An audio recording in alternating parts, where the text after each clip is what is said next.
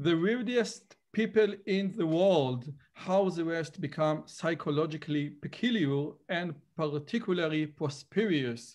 Hi, and welcome to my channel where I host the most interesting people from all around the world. If this is your first time here, please consider subscribe and hit the bell button. Otherwise, you don't know when I upload a new video clip, a new lecture. Now, if you do subscribe, please take part of this community. If you have something to say, please say it in the comments below. I will do my best to answer. And today, I'm honored and privileged to have on the show with me, Professor Joseph or Joe Henrich. Professor Henrich is a professor of evolutionary biology at Harvard University, and he was a professor of psychology and economics at the University of British Columbia, even though he has never taken a course in either field. And he is here to discuss his latest book, The Weirdest People in the World, How the West Became Psychologically Peculiar and Particularly Prosperous. Professor Joe, thank you so much for coming. How are you? I'm doing well. Nice to be with you. Okay, thank you. It's my pleasure. Now, before I even start, just out of curiosity, how one can become a professor at psychology and economics without taking a single course in either one of them? Well, I just at the end, during my time in graduate school as an anthropologist, I began reading widely in a number of fields and using some tools from behavioral economics and psychology in my research in the Peruvian Amazon and then later in rural southern Chile. And then I eventually published in those fields and had an impact on those fields. So when I got recruited to the University of British Columbia in Vancouver, I just ended up, the best fit for me was in the Department of Psychology. It split with economics. And this was based on seminars that you gave when you were a graduate student about Jared Diamond books, Guns, Germs, and Steel. So you never know where a seminar, a random seminar that you are going to give is going to get you. And in your case, it got you very far. Yeah, so when I was a graduate student at UCLA, Jared Diamond's book came out. And I proposed as part of a special program where graduate students could teach their own seminar to teach Diamond's book. And then when I ended up in economics at UBC, they asked me, well, what kind of class could you teach? And I proposed to teach this, why are some countries rich and some countries poor, using Diamond's book as a kind of foundation. Okay, so your book, yes, according to the critics, stands in the same level as other modern classics like Guns, Germs, and Steel, the Jared book, Homo Sapiens, and Neil Ferguson, Civilization. All of them ask, the big history of the big question, why the West became so successful. Now, I want to start with another question because in your book, you said that when you started to write this book, you ended up writing yet another book, your previous book, which was Our Success, How Culture is Driving Human Evolution, Democratizing Our Species, and Making Us Smarter.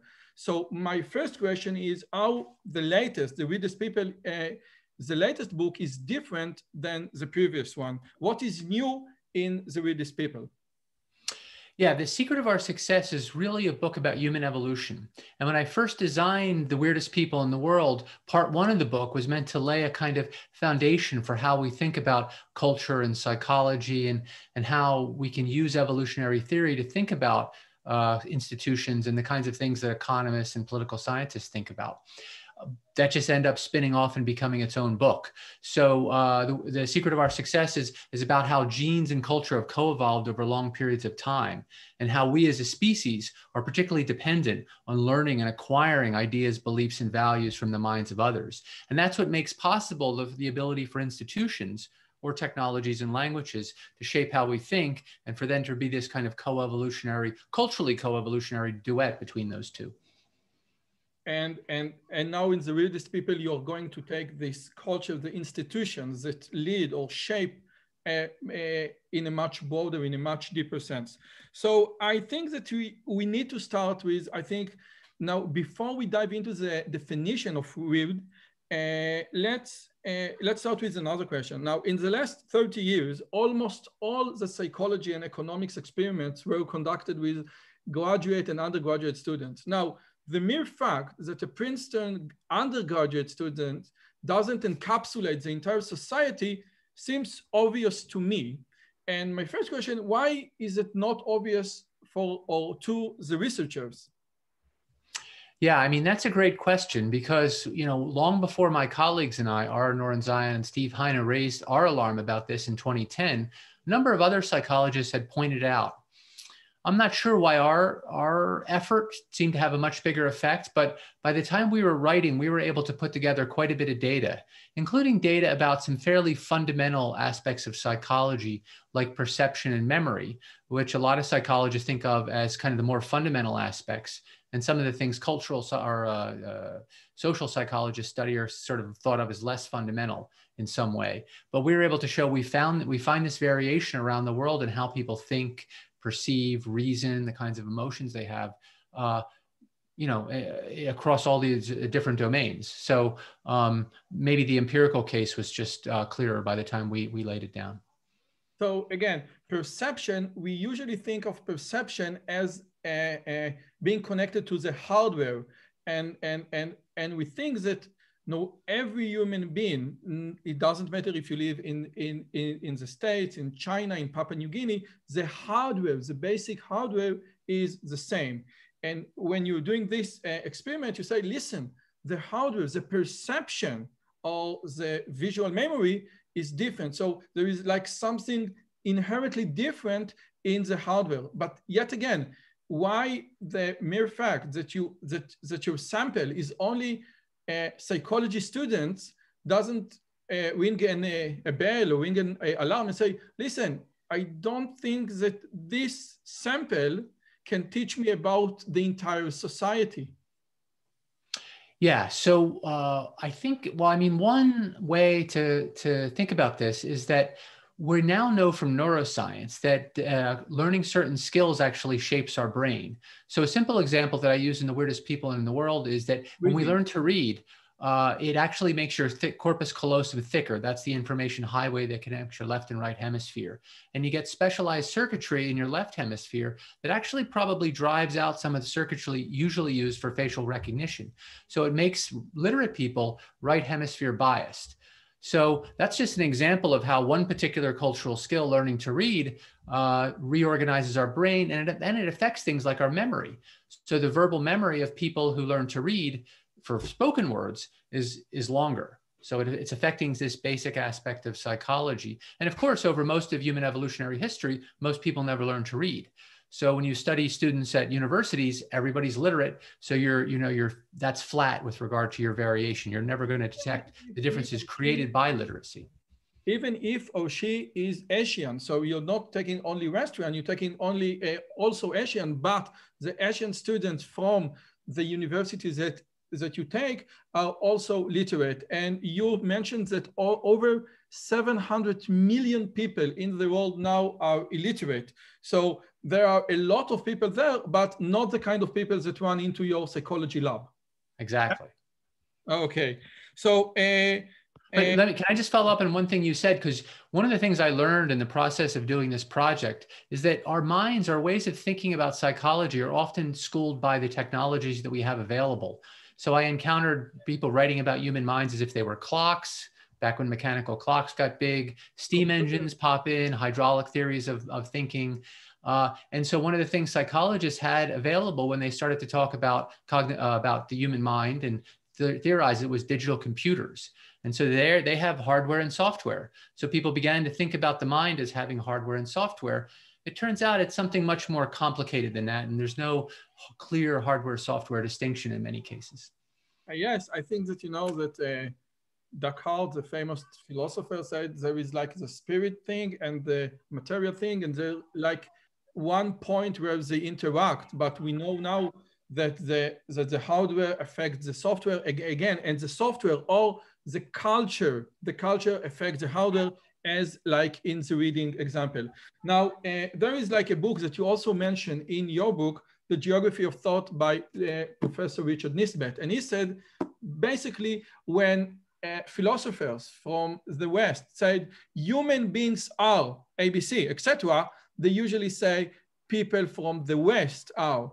And let me just read one thing. Everyone knows that while different cultures may think about the world differently, they use the same equipment, or just like we said, hardware, for doing their thinking. Everybody knows that whatever the skin color or religion, every human being uses the same tools for perception. But what if everyone is wrong? So what, in your opinion, the most cultural trait that we usually refer as universal trait? What is the most surprising trait that we said, no, it must be universal, and you said, no, it's not universal at all, it's cultural? Well, I think there's a lot of ones that could potentially be interesting to folks. So one is our sense of fairness. So if you're dividing money between yourself and a stranger, should you split it equally, or should you try to take the most for yourself? That's something that varies across societies. Perception, so there's visual illusions, which we would tend to think, well, vision, that's very basic.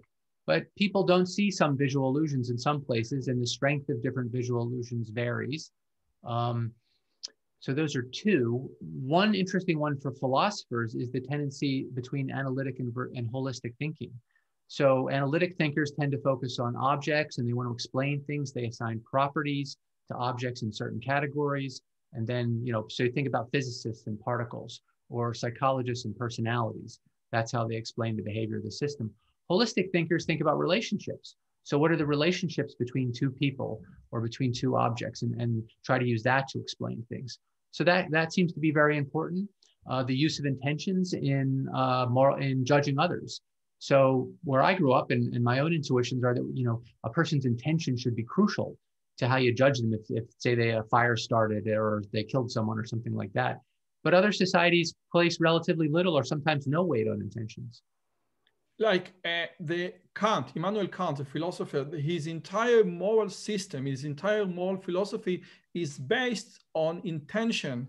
An act is not good or bad just by what eventually happened. It only can be judged in regarding the intention, whether the intention was good or not. And this whole philosophy couldn't be evolved in not real society. This is right. So that's Kant's a good example. So I make the case that a lot of what goes as comes to us as Western philosophy, or as philosophy in most cases, doesn't even have the Western attached to it often, is actually a product of a particular cultural evolutionary trajectory where people began to focus on individuals, assign them rights and properties, emphasize attentions. And this was all a tendency, these were all tendencies in people's minds that were evolving for lots of other reasons, not having to do with philosophy, but then they affect the shape of philosophy. Okay, now again, Richard Nisbet gives, I think, a lovely example where you show a Western a picture of tiger in the forest, and you show an Asian a picture of tiger in the forest. So the Western will say, I see a tiger, and the Asian is more likely to say, I see a tiger with trees in the forest. So we have the objective and the subjective, the important and the peripheral, and they look at the entire world in a much holistic sense. But you take this from here and say part of the difference stems from different institutes. Yes, different institutions. So how an institution can affect such a thing? But yeah, such a basic trait.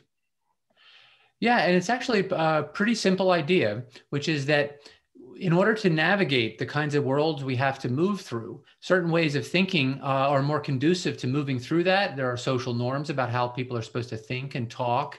There are decisions that are more or less beneficial. So as an individual grows up in a particular environment, they begin to shape in ways that allow them to most effectively navigate their worlds. They learn to attend to what's important to be attended to what other people are attending to. And then actually we acquire strategies or ways of socializing or training our children. And then those are successful, and those get transmitted to the next generation to help the next generation be even more well calibrated to their institutions and environments. And then this can kind of have an exaggerating effect. So after many generations, you've really altered the cultural psychology because people are better and better adapted to navigating the the social world and the networks and the expectations and all those kinds of things of the worlds they have to survive in. So basically what you just said is cultural evolution, yes? Which one of your critics said, which means that he gives cultural inheritance the same weight that traditional biologists give to genetic inheritance. So first, would you consider this sentence to be true? So is cultural evolutionary is like giving the culture institution the same powers that we give the genes? And yeah, okay, please. Yeah, so it's well, it's fair at a certain level of abstraction. So it's certainly true that I think of culture, and I think it's useful to think of culture as an evolutionary process where information is transmitted from one person to another and from one generation to another. And we can think about we can build models, mathematical models that shape that flow of that information over time. But then you can stop the similarity there. And then genes, of course, are high fidelity, they're discrete, they have a certain set of mechanics, and we don't need to import any of that to think about cultural evolution and cultural change. But let me just give you like the reading example, which I think is a great example. The institutions, the societies, the culture, like I'm from the Jewish culture, which is very heavily based on reading and writing and be literate. So the reading experience, so the culture can push you into reading, but a newborn baby has no capacity for reading. So what exactly is the thing that's being transmitted from one generation to another generation? Right. So we could pick any number of traits, but the key thing would be, let's look at corpus callosum thickness. And so if we see that trait, that baby is going to have a corpus callosum thickness like its cultural parents, which could include members of the community, right? Because they're creating an environment which induces that corpus callosum to be thicker compared to another baby in a different say it's a twin, right? It's a twin, we move it to a different place. It's not going to have as thick a corpus callosum, so there's less transmission of that trait, but it's being culturally transmitted by the construction of the environment. So what I think the environmentally, I study the field of IQ and intelligence, and I even recently wrote a book about it. So we see two parties. One, the geneticists, that is all inheritance and it's all in the gene and it's all biology, and other, it's all environmentalist. I think the Jared Diamond is a very profound, a very big advocate for the environmentalist approach. So what you are basically saying that if I take a baby from Papua New Guinea, which was born to a parent which has a less thicker corpus callosum? Yeah. Okay, so I will move him to the States. He will have like less ability to learn how to read. Is this true? No. So the baby. So if we move him as a newborn, and then he grows up in America with all the incentives and all the education and all the emphasis on reading, then he'll, for everything we know, we have lots of immigrant studies to suggest that he would be just as good a reader as anyone else. But if he was left back in a society where reading wasn't emphasized, then he wouldn't be as good a reader, and that would affect his physiology and biology. The same way so if you grow up in a society where people do a lot of golfing, you might get good at golf, you'll train up those golf circuits in your head, and those kinds of things are visible actually when we do the brain scans.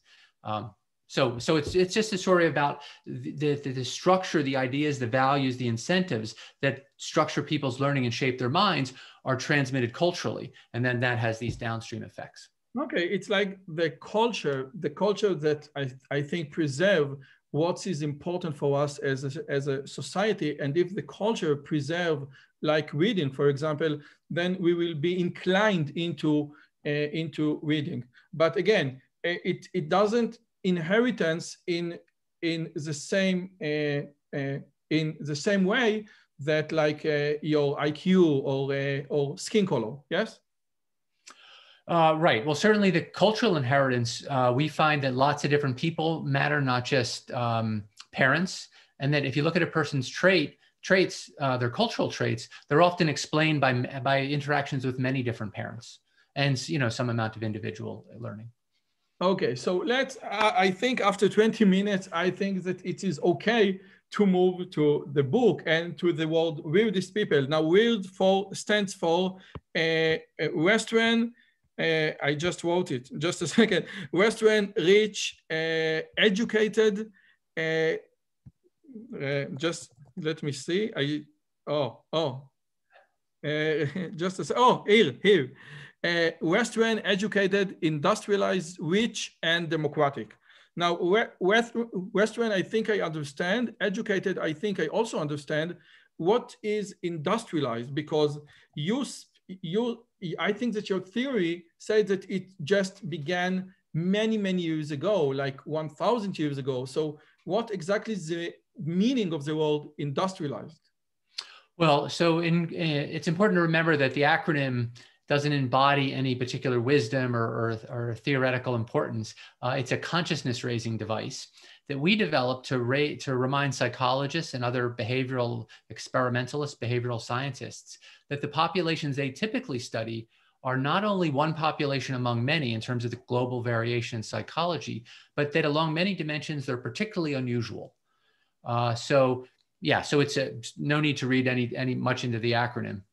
Okay, so what basically I think that your main thesis said that what made the West so successful has to do with what the church said about the marriage family program, or as you call it, the MFP. So in where the church said, listen, you can't have relatives be married together, and you must marry outside your family, and you can't even marry your sixth cousin. So this almost alone got or was like a domino for many other behaviors. So first, am I correct? And B, what made this tiny change that you cannot marry within your clan? Right. So I think that's a fair characterization in that, so breaking European complex kinship structures down into monogamous nuclear families, I think pushed these European populations in a new direction, one that other societies wouldn't tend to go in, because there's a tendency to build on these intensive kinship units, clans, kindreds, to take advantage of polygyny amongst high status men to build marriage alliances. But the church put a hold on all that. It's not just the bans on cousin marriage, which prevented, families from linking themselves through marriage, but also the bans on polygyny, the emphasis on inheritance by testament, the ending of group ownership, the importance of bilateral inheritance, meaning through both mom and dad instead of unilineal inheritance.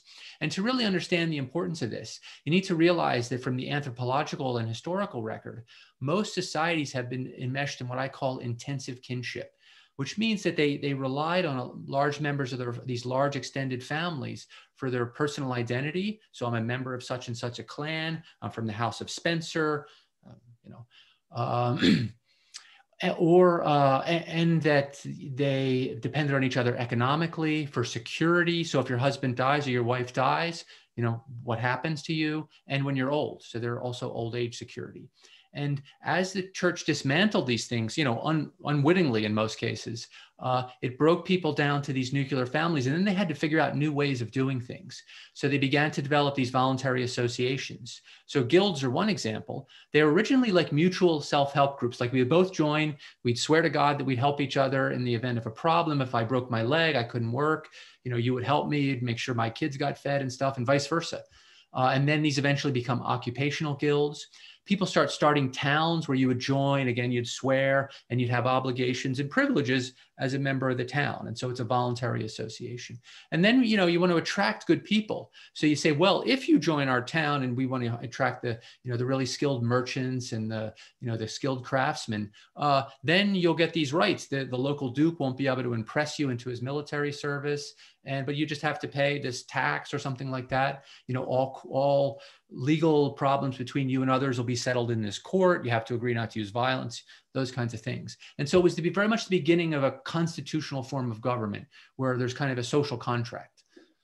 Now, when I read this, it's a mind-blowing idea. It's a mind-blowing idea. And because you used to the theory of Jared Diamond, where it all bear down to the geography, the wheat, yes? The wheat, civilized men and not men civilized wheat. Now, where are the foundations? Where are the roots of this theory? Because it's like taking your perspective and it's so different from Jared books.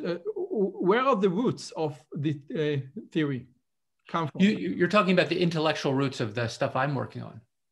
Yeah.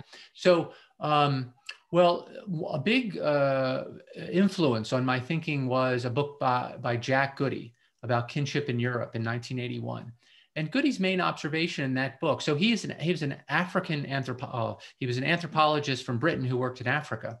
And he noticed that European families were so much different, not only than the African communities he was working with, but also from what we know from anthropologists from around the world.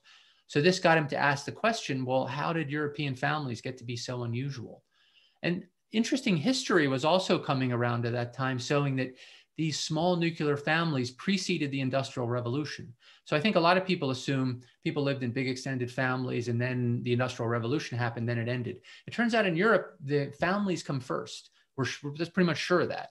And then the question is, well, how did the families get this way? And he lays out some of the stuff I used, and there's been a lot of subsequent work on the role of the church in shaping European families.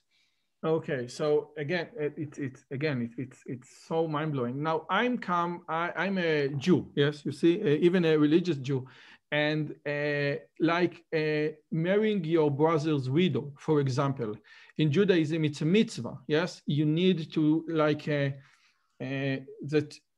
your brother's name will be kept alive, and according to Christianity, it's not allowed, it's forbidden. So. Let me give you the first question is how I think that the Jews as a minority were also very successful, but they were very different in their incest rules. For example, in Judaism, you could marry your cousin, even your first cousin. So how does it fit into the theory? So why is it okay for the Jews? Or again, if the Jews were not married their first cousins, they would be even more successful. So a couple clarifications. So one is, one of the points I make in the book is it's not Christianity per se, right? A lot of this happened in specifically the brand of Christianity that developed out of Rome and became the Western Church and eventually the Roman Catholic Church. So Armenian Christians, Coptic Christians, Syrian Christians, all of these groups continued to have cousin marriage and only adopted a small part of this marriage and family program. So it's really the ones in Europe that went to the extreme. Now, a full accounting of Jewish history would need to be done. And I have had bits and pieces of this in my book, but it started to feel like bits and pieces, and it'd be better to do a full accounting of this. But some of the same principles I think do apply. So my favorite one, there's a book called The Chosen Few, which is about early Jewish history. Do you know this book? I think that Richard Lynn refers to it in his book about how the Western Jews, also Ashkenazi Jews, are smarter. And he's going to be on the show in, I think. Oh, okay. Well, you could ask him about this because I would love to hear more. So I had used this book in my section on reading. So you and I just discussed reading. And one of the fascinating things that happens in Europe is Protestants get the idea that every person should learn to read the Bible for themselves. And so widespread literacy begins spreading throughout Europe and becomes part of schools. And this is very much modern schools, and literacy are a part of pushed along by this trajectory, right? You can do studies in Africa, India, China, and you'll show that distance from Christian missions predicts literacy, right? The closer you are to the Christian mission, the more literate the populations are. But there's one exception to this rule. Of course, male Jews had to become literate sometime after the destruction of the Second Temple. It becomes a norm that Jewish men have to learn to read the Torah. This gives them basic literacy. And then this, as suggested by these authors, leads to people leaving Judaism, but also the population becoming an urban population and taking up, professional occupations in cities throughout the Middle East. So we're not talking about Europe at this point. And that's interesting because in the book, I emphasize the importance of occupational choice, the power of urbanization, the effects of markets on people's psychology. So these early Jewish populations, we're talking here like 1st century CE, would have been affected by urbanization, markets, and reading, but they still had intensive kinship. So they were still doing cousin marriage and things like that. They had literacy to keep in contact across distant cities and whatnot. So there's an interesting story to be told there. And we know, like one of the cases I make in the book is that we know the church was transforming kinship in part because of how it affects language. So the kinship terminologies of European languages all go from this complex form where you have different terms for different in-laws and whatnot into this, what anthropologists call Eskimo terminology, which is a hunter-gatherer terminology that also happens to fit all European languages, which is this very simple system that English speakers will be familiar with. But you find the same system in lots of languages, except there's one dialect of German which doesn't change, and that's Yiddish. So it maintains the old High German system because, of course, those people weren't being converted to Christianity. Yet. Okay, now from what I understand from your answer, you say even though it's not just about marry your cousin, it's about a lot of things, and the Jews were also in different occupations and in different markets, etc., etc. So with your permission, I would like to ask a harder question. Now, I would argue that the very thing that you speak against, i.e. the clan and the tribalism behavior, is exactly what enable minorities such as the Jews to prosper. For example, a Jewish merchant can go to a different country and trust the people from his clan. Now, the same thing happened with China or with the Chinese. Now, it wasn't religion for them, but an extension of the family, the clan structure. So this was what led to the prosperity of Chinese in South Asia. They knew that they have the backbone of the clan. So again, I would say that what made the Jewish people as a minority to prosper was exactly the things that you speak against, the clan and the kinship. So how does it fit into your theory? Well, I want to emphasize I'm not speaking for or against any particular value system or any way of doing things. I'm just trying to explain kind of the evidence on the ground here. And so there's no criticism or anything here. And I find that to be perfectly plausible. The only thing that the question is how do you get impersonal markets where strangers will trust each other, where you don't have to rely on us being of the same group or something?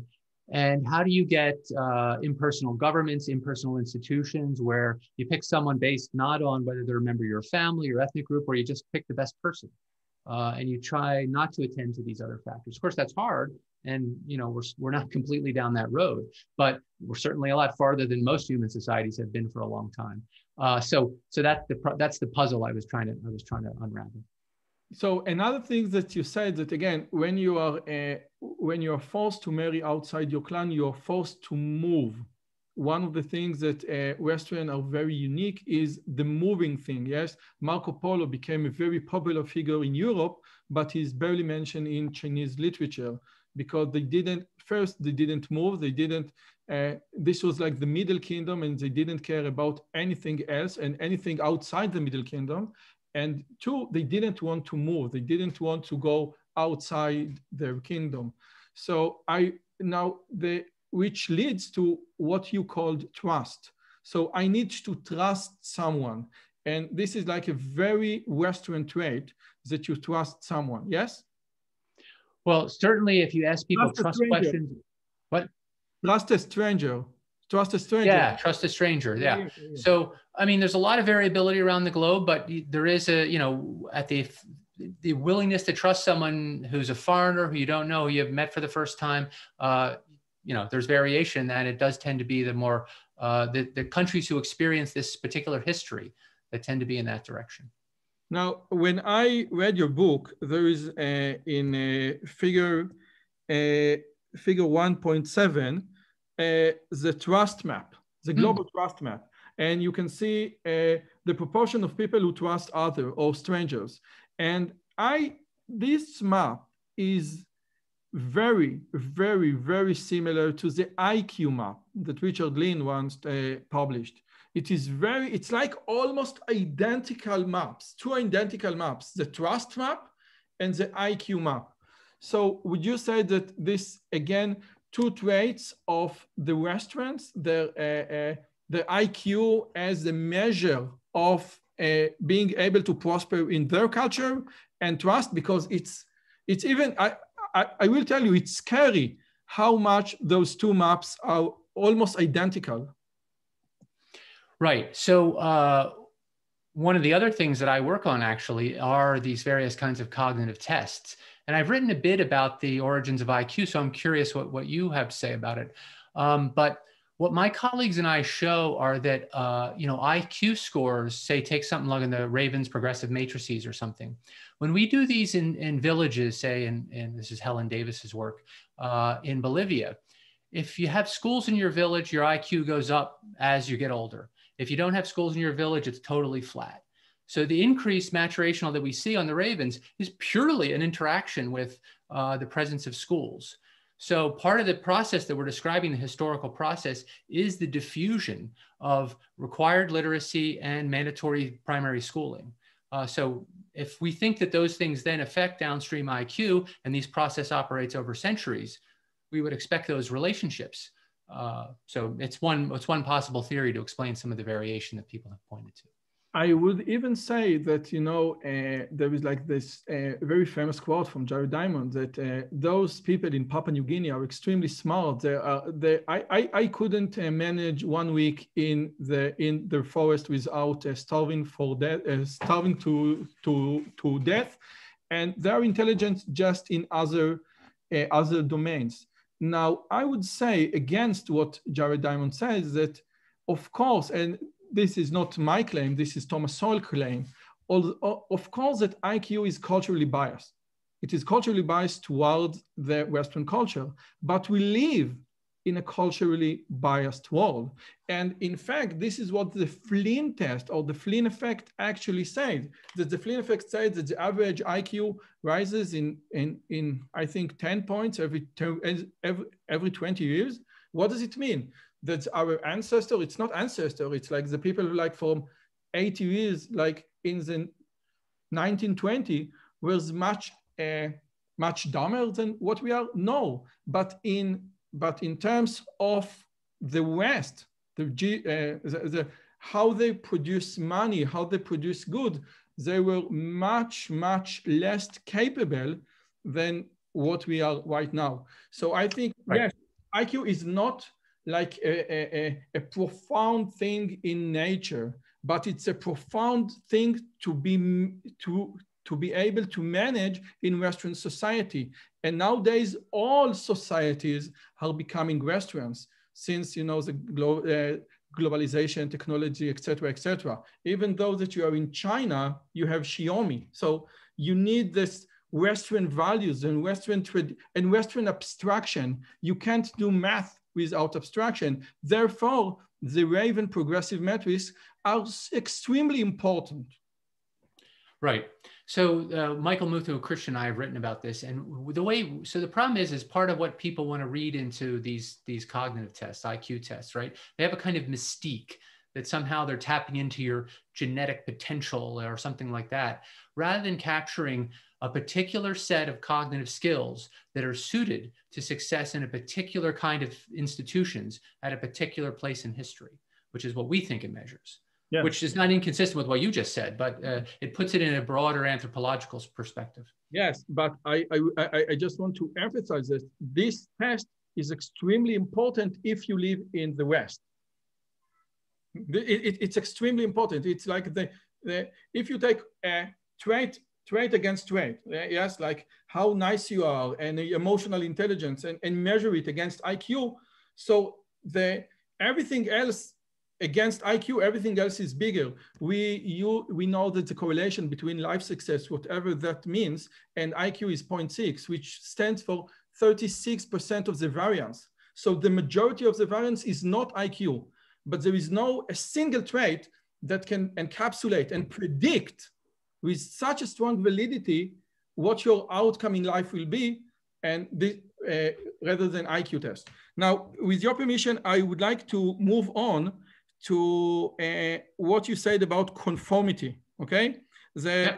One trait that wild people, that they are low on conformity, more in individuals. Now, I am from Israel, so I totally understand what you are saying, but first, how does it relate to the ticket example that you give in the book, the parking or the parking ticket that you give? Because I think that if you high on conformity, you will be more willing to pay a ticket. So if you can please explain the ticket example, and then please inform me about how this relates to conformity. Right. So, conformity, your willingness to go along with others when they're watching you to avoid appearing deviant. Now, I think you're talking about the diplomats. And yeah. So, Ray Fishman and Ted McGill, two economists, compiled a database of the tickets, the parking tickets given to diplomats or members of the UN delegations from all around the world. So this is a kind of nice little natural experiment, because most UN diplomats live within 1 mile of the UN compound. They all face the same streets and weather conditions and stuff across the year. So what you can do is you can look at which diplomatic delegations or specific diplomats and where they're from and with the most number of tickets, or who got how many tickets they got. And what we're able to show is that diplomats who come from countries with these intensive kinship systems tend to get many more of these traffic tickets there. And we think this is a measure of a kind of impersonal prosociality, so an unwillingness to go along with impersonal institutions. So when you park, say, in front of a fire hydrant or something, there is a cost to others, because if there's a fire, there's going to be a big problem. And, people might die because they can't get to the fire hydrant. But at the moment, it seems costless. Probably no one will get hurt as a consequence of this. And most important, the people who could be hurt are not people you know. You're not dissing a friend or something like that. And you and whoever you're driving with you is potentially getting a benefits. So in trading this out, we just think that people whose psychologies developed in a society with its intensive kinship, where you're trying to maintain relationships and help your friends and fortify your family and those kinds of things, just the trade-offs lead you to be more likely to park illegally, to take advantage of your diplomatic immunity, and do these kinds of things. Whereas people from small monogamous nuclear families like Sweden got 0 tickets, right?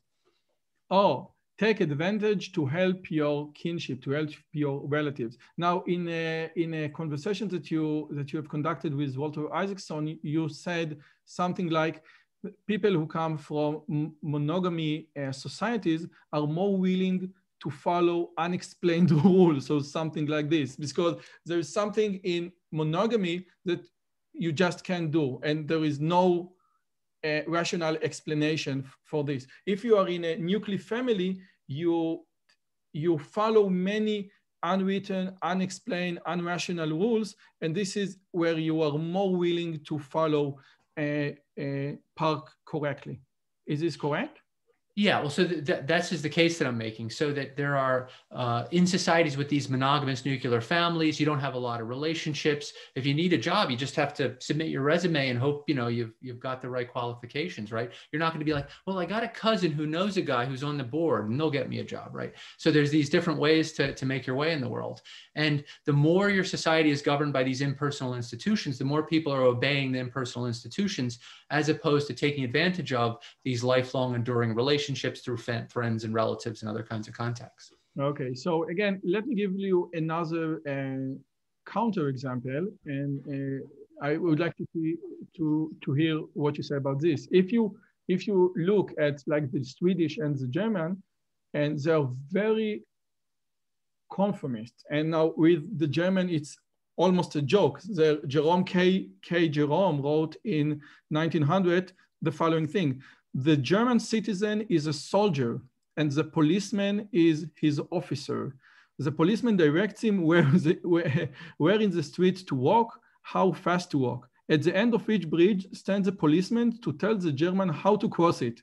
Where there is no policeman there, he would probably sit down and wait till the river had passed by.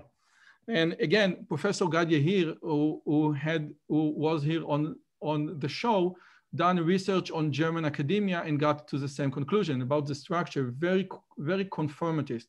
And in both countries, there is no kinship, very small family. And again, how does it fit? What? So, we don't want to get, well, so I agree with that characterization. I think that's right. And I think there's other evidence that supports it. But the key is the policeman, right? You don't have a relationship with that policeman. He's an enforcer of impersonal rules, right? So, and I mean, so one of the experiences I've had is, where I'm from in Philadelphia, we stop at traffic lights, like on the walk, don't walk sign. But if it's nighttime and there's no cars around, we cross. Like we're like, we'll follow the rules, but there's, whereas I've been in Germany and certain other places in the region, Amsterdam, where people will just stand at the light with no cars coming in either direction, at 3 o'clock in the morning and wait for the walk guy to come up. But that's just an example of this interesting variation. But I see that adherence to impersonal rules as different from the way that psychologists measure conformity, where, for example, we're trying to decide the lengths of these lines and the two people before me give the same wrong answer. And then I have this, do I want to go along with majority or do I want, or, am I going to, object and basically give a different answer. So there's other people, there could be relationships involved. I'm not following an agreed upon and well-established impersonal principle. So I think that's a real psychological distinction. So basically what you're saying that if you take, for example, Solomon Asch conformity experiment, and it's conducted in Germany and in the US, you wouldn't see a big difference between the conformity level in the US and in Germany. You see like all the jokes and all the stereotypes in the street and in the traffic lights, but when it boils down to should I do what others did just because they did and with no impersonal law, so the conformity level will be approximately the same. Yes? Yes, that's the idea that Germans are following these rules because they have this notion that our impersonal institutions have agreed upon these rules, or that there's some legitimate authority here, as opposed to, well, people here just do it like that. Okay, thank you so much for the clarification. Now, I think that like the most important question is, what you speak so much about the importance of the nuclear family, etc. Now, I have two questions. One is like there is an ideal size for the nuclear family. So is there a size that is a nuclear family can be like too small? And B, what do you think about the breakdown of the modern family? People are not getting married, people are getting divorced, many children are born out of wedlock. So if what made us so prosperous and successful is the nuclear family, so maybe we are on the verge of falling down. Well, that may be the case. I do think, though, that the current trends reflect this increasing move towards individualism, right? So one of the things that those voluntary institutions I talked about were doing is they were helping support the nuclear family. But it was still the fact that a husband and wife needed each other. They had complementary skills and roles. But as you get things like state-funded daycare and socialized medicine and all these kinds of things, the individual can stand alone, right? There's unemployment insurance, there's all these kinds of things that'll take care of these impersonal institutions. And you need fewer and fewer of these social connections, like the monogamous marriage. And so it allows women, for example, to have a good job and have a child and get time off to take care of the kids and then have daycare. And so now she doesn't need to get married. And so it's actually breaking things down to just the individual. Whether that's good or bad, we'll find out. No, okay, but again, it's very different from what got us to be here, to be very successful. I'm not saying that this is like the breakdown, but the current trends are very, very different from the trends that were like, I think, stable for almost 2,000 years or at least 1,000 years. Yes? Yeah, you mean this move to even break, to kind of, we can think of the nuclear family as the nucleus of the atom. Now we're breaking the atom down and we're getting down to the quarks or something like that. Yes, yeah. I think, you know, President Barack Obama once said that I think that the most fundamental and the most important problem that Black families in the US are facing is the breakdown of the family unit, that many people are born out of wedlock, and there is like the highest correlation available in psychology is your I think your how you incline to go on the wrong direction where you don't have a father authority or a father figure when you are growing up. And I think that it will also lead to people that less trust strangers.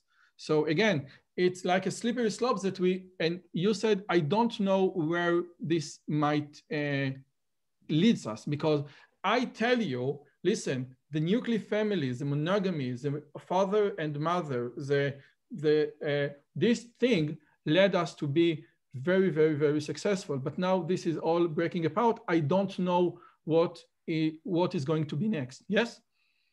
Yeah, I don't know what's coming next. Okay. Now, again, is there something practical that policymakers take from your book and adopt, imply in their countries? For example, Afghanistan, yes, is facing like a giant clan over there. And I think that the Prime Minister just wrote a book about how to get out of this crisis. Is there anything that you can advise policymakers in, you know, how to get out of this clan of kinship? What clan-based societies, in your opinion, needs to do in order to prosper? Well, I mean, if they want to try to build society based on the Western model, which that's a choice, right? There's lots of other directions one could go, but if you wanted to go that, the impersonal institutions, the kinds of governments that have, at least until recently, been relatively successful in the US and the West,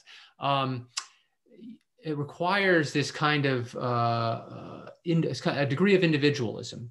So people not voting for their relatives or, you know, supporting their tribal populations. So you would need to begin to break those down. Now, the problem with breaking those down by, say, making laws against cousin marriage, and China has basically implemented the marriage and family program since 1950, right? They've ended polygyny, they've ended unilateral inheritance, they've banned cousin marriage. So China's been doing that for 70 years.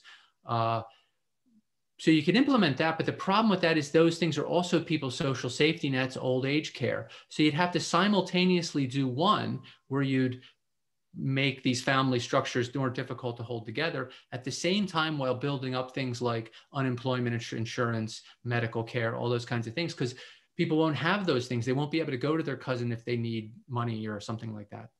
You give a great example in your book about the marshmallow experiment, where we usually in the West speak about inhibition, you know, your ability to postpone desires. You don't eat the marshmallow now, you wait, and people wait and don't eat the marshmallow. After many years, they will be much more successful in almost every domain. Although there was a recent study that said that the difference was just because one group was very hungry and another group wasn't. But never mind. You mentioned a study that was conducted in Liberia where we tried to teach those inhibition skills and not just save your money, okay?